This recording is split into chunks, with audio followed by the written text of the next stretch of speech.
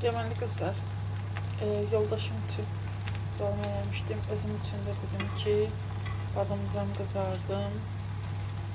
Çünki mən dolma yemirəm, mənim ətlə aram yoxdur. Badımcanlarım qızarsın burada, mən də ev işlərimi həll edeyim.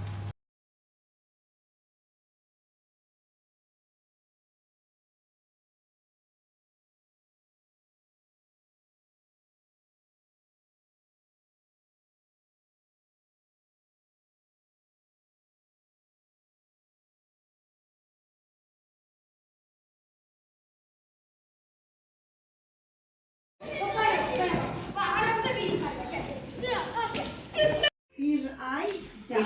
Artık devre. Sen git. Deməli qızlar, tamam belədir.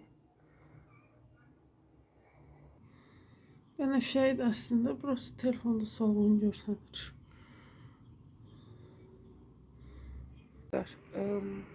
Gülləri mən yığmışam bu pəncərəyə, çünki bir şey mənim otağımda olurdu. Yəni çox vaxt gülləri qazır. Ayaqqabıları yumuşam. İndi çoxdan da bu pəncərədə açmırdım. Mənim elə bir pəncərəmin ağzı belə düz dayaz deyil, aşağıya doğrudur.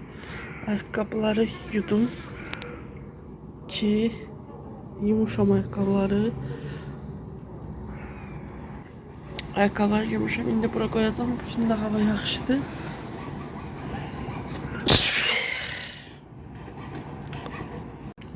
Yumuşam, indi ayaqqabıları yığacağım. Belki qurusun.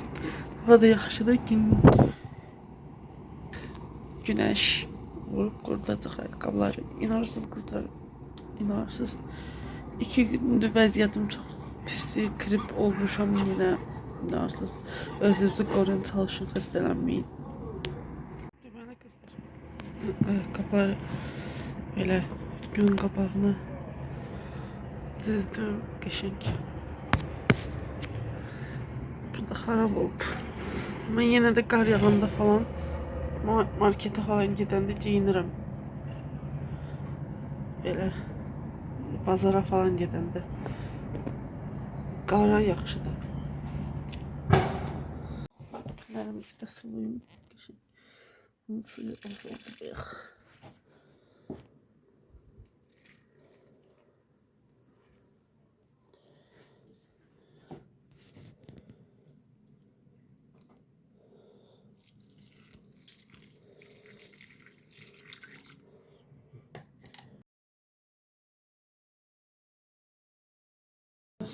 Marketten geldim. İndi aldıklarımı göstereceğim size. Dəqiq ışığı yandım.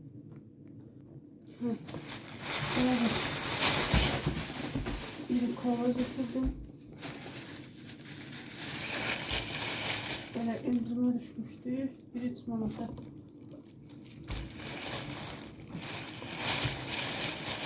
Tamam, kendir getirdim. Lucy'ye bir tane böyle Felix götürdüm. Bir şey yemeği çok sevdim çünkü. Bir de böyle yağ götürdüm. Yumurta falan pişirdim. Kurabiye falan eliyorum, ona da geçen dolma.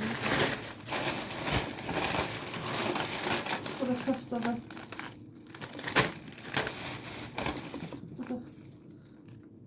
Nasıl almışım? Sonra yoğurtlar getirdim. Kullanım. Böyle yoğurtlar getirdim. Böyle yağışım böyle sesli getirdim. Böyle konfet getirdim. Zavut çöreği. Böyle yoldaşım ekmeği getirdim. Burada alvin götürdüm. Endirime düşmüştü. Şimdi kızlar sahtırı kavrayayım. Döşek.